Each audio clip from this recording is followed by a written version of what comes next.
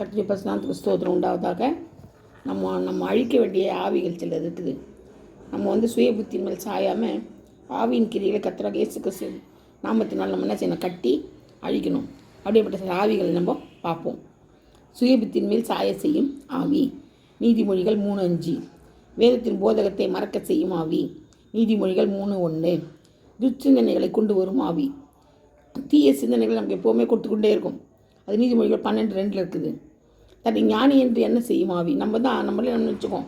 நம்ம தான் யார் பெரிய அறிவாளி, நம்ம தான் ஞானி, நம்மளை தவிர யாருமே கிடையாதுன்னு நினைப்போம்.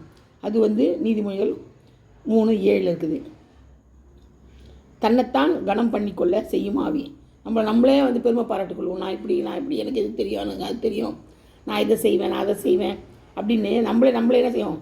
கனம் பண்ணிக்கொள்ளும் ஆவி, நீதிமொழிகள் 12:9. கடிந்து கொள்ளுதலை வெறுக்க செய்யும் ஆவி. நம்ம பாருங்கள், சின்ன பசங்களாம் சரி, குட்டி பசங்க கூட இப்போல்லாம் நம்ம கடிந்து கொண்டு எதை சொன்னோம்னா கோவம் வருது அதுங்களுக்கு. அது சின்ன பசங்களானாலும் சரி, பெரியவங்களானாலும் சரி, கர்த்தருடைய வசனத்தை கொண்டு நம்ம கடிந்து கொள்ளுன்னு சொல்லப்பட்டிருக்கு. நம்ம கடிந்து கொண்டோன்னு வச்சுங்க, ஏன் அப்படி செய்கிறீங்க, தப்பு செய்யாதீங்க, ஆண்டவருக்கு பிரியமில்லை நம்ம சொன்னோம்னா அது அவங்க என்ன செய்யறதில்லை, எடுத்துக்கிறது இல்லை. அதை எடுத்துக்காமல் வெறுக்கிறாங்க, நம்மளை அவங்க வெறுக்கிறாங்க. ஆனால் அவங்க வெறுக்கல, அவங்களுக்குள்ளே இருக்கிற ஆவி நம்மளை வெறுக்க செய்யுது. அது மட்டும் இல்லாமல் கர்த்தருடைய சிட்சையை அற்பமாக எண்ண வைக்கும் ஆவி. ஆண்டவர் நம்ம எவ்வளோதான் நன்மை செய்தாலும் நம்ம என்ன செய்யறோம்? அதை அற்பமாக நினைக்கிறோம். சிட்சை, அவர் கொடுக்குற சிட்சையை நம்ம அற்பமாக நினைக்கிறோம். சிட்சைன்னா இது ஒரு பெரிய இது என்ன இது அப்படி நினைக்கிறோம். அப்படி நினைக்கக்கூடாது, ஏற்றுக்கொள்ளணும். அந்த சிட்சையை நம்ம ஏற்றுக்கொண்டு அதன்படி தேவனத்தில் நம்ம மன்னிப்பு கேட்டு அதிலிருந்து விடுதலை ஆகணும். அந்த சிட்சையை அற்பமாக நினைக்க வைக்கும் ஆவி, அப்படியேப்பட்ட ஆவிக்குள்ளே இருக்குது. வீணரை பின்பற்ற செய்யும் ஆவி, வீணான ஒன்றுக்கும் ஒன்று லாக்கிவிட மாட்டாங்க. அவங்க தண்டத்துக்கு இருப்பாங்க. அவங்க வீணர், வீணான பேச்சு, வீணான சிந்தனை, கெட்ட செய்கைகள் செய்ய, கெட்ட இடத்துக்கெல்லாம் கூட்டிகிட்டு போவாங்க. அவங்களால ஒரு பயன் இருக்காது. அவங்க தான் வீணர். அவங்க பேச்சு என்ன செய்யும்? கேட்க செய்யும் ஆவி, அவங்களை பின்பற்ற செய்யும் ஆவி, கெட்ட ஆவி. நன்மை செய்யும்படி திராணி இருக்கும்போது செய்யாமல் இருக்க செய்யும் ஆவி.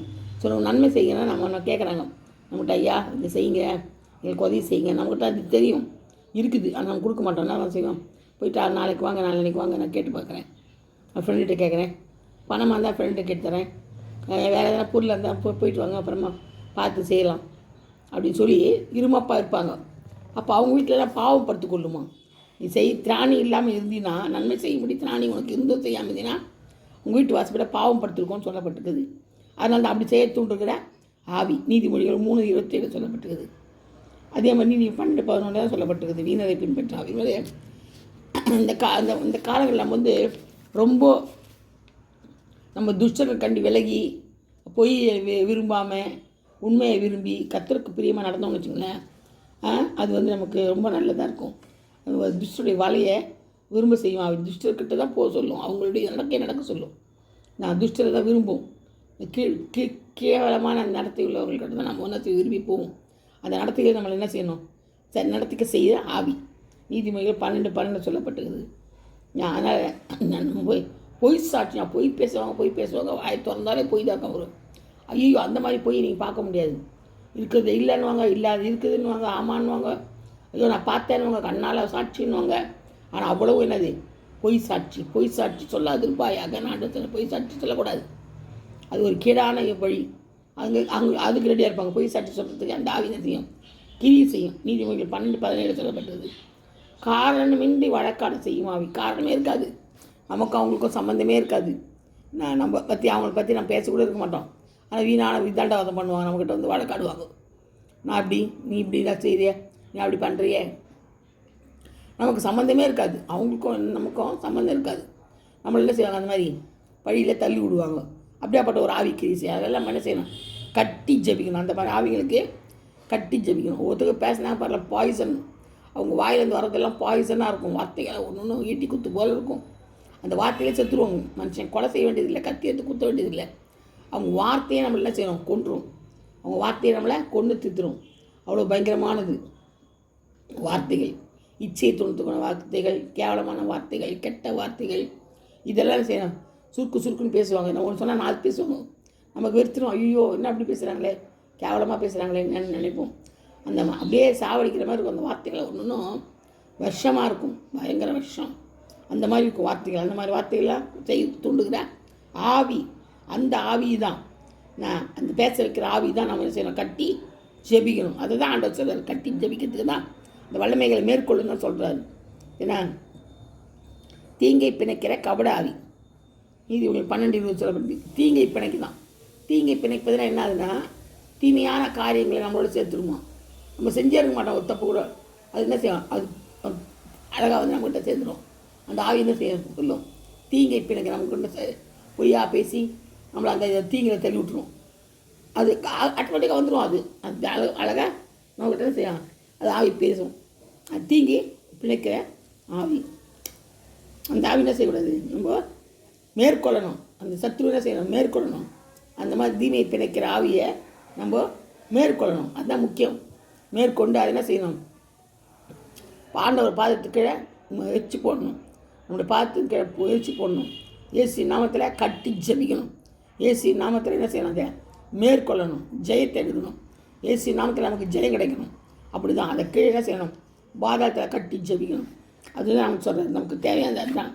இயேசு திருநாமத்தினால் என்ன அழிக்கணும். நான் இயேசு நாமத்தினால் அது என்ன அழிக்கணும். அதுதான் நம்மளுக்கு ரொம்ப முக்கியமானது.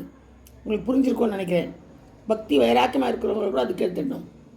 அதனால் நம்ம என்ன செய்யணும், ரொம்ப ஜாக்கிரதையாக இருந்த கடைசி காலங்கள் ரொம்ப ஜாக்கிரதையாக இருந்து நம்ம முன்னேறி போகணும். நம்ம அந்த பக்கம் இந்த பக்கம் சாயக்கூடாது.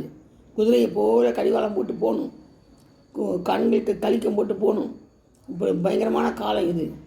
பச்சாரமும் வேசித்தரமும் இருந்த காலம், சீர்கெட்டு போன காலம். கடைசி காலத்தில் ஆண்டவருடைய அன்பை காண்பேணும், விசுவாசி காண்பேணுன்ற ஆண்டவர். அன்பே இருக்காது, அப்புறம் எப்படி விசுவாசம் இருக்கும்? அன்பு, தேவனுடைய அன்பே இருக்காது. அதனால் நம்ம என்ன செய்யணும், ரொம்ப ஜாக்கிரதையாக நம்மளோட வாழ்க்கையை கடந்து போகணும். நம்ம குடும்பத்தை காத்துக்கொள்ளணும், நம்ம பிள்ளைகளை காத்துக்கொள்ளணும். இயேசுன்னு கரத்தினால் மூடி சொல்லணும். இயேசுப்பா நம்மளோட மூடுவாங்க. அவருடைய கரத்தினால் என்ன செய்வாங்க, நம்ம குடும்பங்களை மூடுவாங்க. அவருடைய சட்டையின் கீழே நம்மளை அனைத்து காத்துக்கொள்வாங்க. காப்பார். நம்மளை எப்போதும் ஆண்டவர் நம்ம கூட இருந்து நம்மளை காப்பார். வியாதி, மரண கண்ணி, கட்டுகள் எல்லாத்துலேயும் விச்சாரத்தனம், வீசித்தனத்திலிருந்து, பொல்லாத ஆவிருந்து, எல்லா காரியத்திலிருந்தும் ஆண்டவர் நம்ம செய்வார், மறைத்து கொள்வார். சட்டை நிலையில் வைத்து மறைத்து கொள்வார். அதுதான் ரொம்ப முக்கியம். நம்ம அந்த கரத்தில் அந்த சட்டைகளை அடைக்கலம் புகணும். அந்த அடைக்கலம் புகுந்தால் தான் நம்மளுக்கு விமர்சனம், இல்லைன்னா கிடையாது. நம்மளுக்கு வேறு விமர்சனமே கிடையாது. இயேசு மாத்திரம் நம்மளுக்கு போதும். இயேசு மாத்திரம் இந்த கடைசி காலத்தில் நம்மளுக்கு போதும். வாசல் கதையை திறந்து அவரை வரவேற்கணும். இறுதி கதையை திறந்து உள்ளே வாங்கப்பா சொல்லணும்.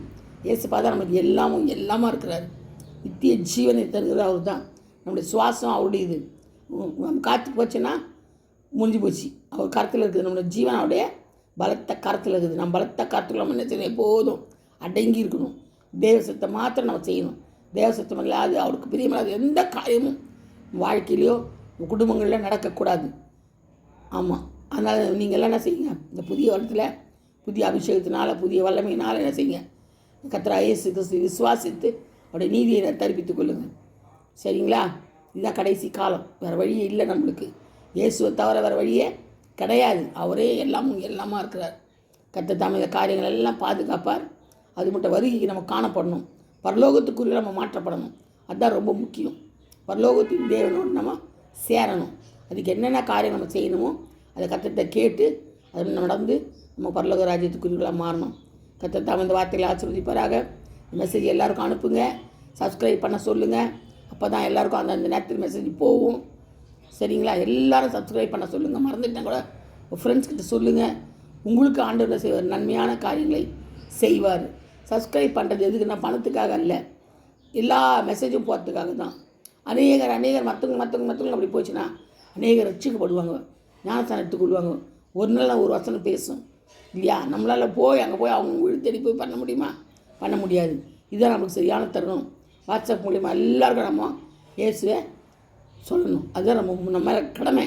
அதனால் நீங்கள் உங்களை எல்லா நெய்பர்ஸ்க்கும் மட்டும் இல்லை, ஃப்ரெண்ட்ஸ் சர்க்கிள், ஊழியங்கள், சர்ச்சுங்களை எல்லாத்துக்குமே நீங்கள் இதை அனுப்பிவிடுங்க. எல்லா மெசேஜும் அனுப்பிவிடுங்க. சரிங்களா? உங்கள் மெசேஜை எனக்கு அனுப்புங்க. நான் சப்ஸ்கிரைப் பண்ணுறேன். நீங்கள் நான் அனுப்பலாம். தாராளமாக எல்லா மெசேஜும் நீங்கள் படிங்க. அதன்படி கர்த்தரிடத்தில் கேட்டு ஞானத்தை பெற்றுக்கொண்டு கடைசி காலத்தில் இயேசுவுக்காக வாழ்வோம். Amen. Praise the lord. God bless you all. Happy new year to all.